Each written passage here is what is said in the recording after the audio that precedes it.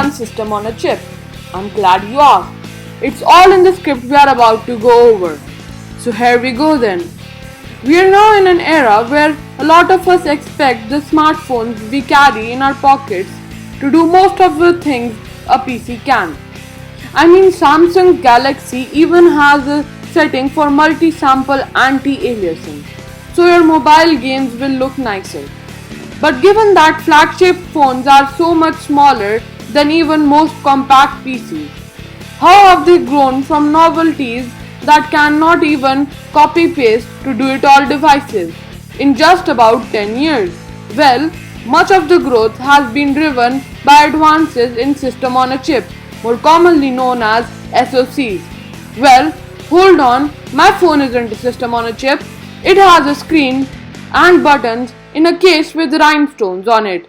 Well, when I say a system on a chip, I'm talking about all the crucial innards that a phone or a tablet needs to function, like processors, memories, storage, and I/O controllers.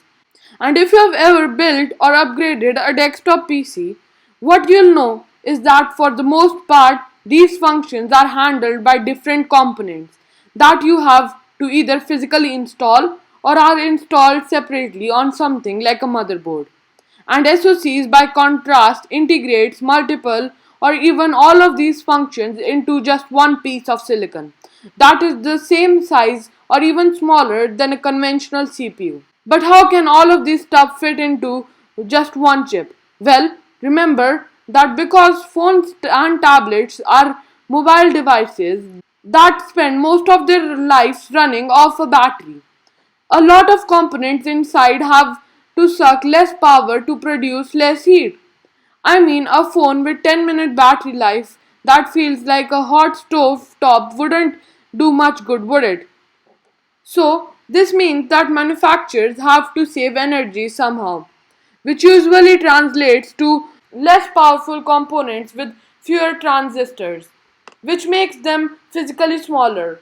But just because components on an SSD don't pack the punch of their desktop and PC counterparts doesn't mean that they are bad.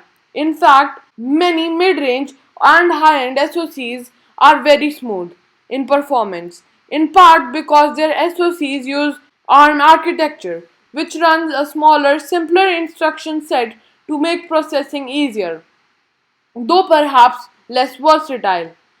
And because mobile apps and operating systems like iOS and Android are written for these CPUs, that means that you are not waiting around 3 times longer for your phone to do something, even though your SoC might be several times less powerful than your desktop rig.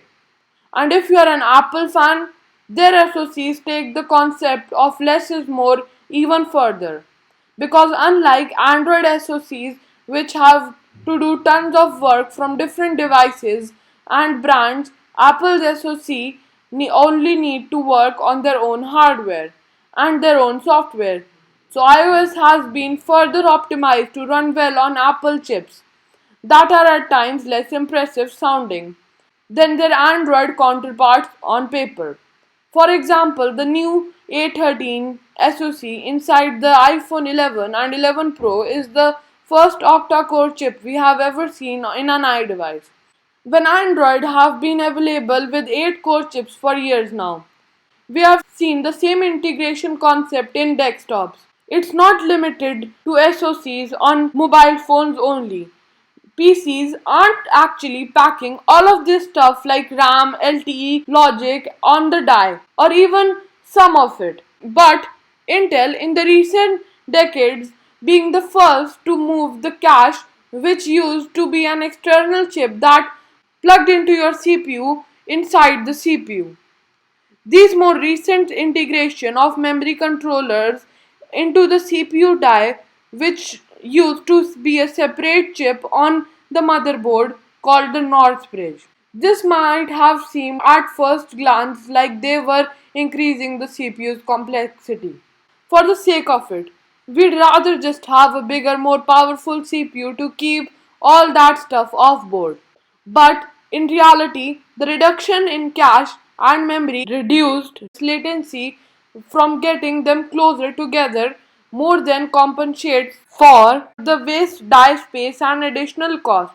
This is even true of onboard graphics, with better on-chip GPUs now being pushed as all-in-one solution for light to moderate gaming, as we have seen with Intel Iris Pro graphics and AMD's APU series. Not quite same as the full fat graphics card, but who knows?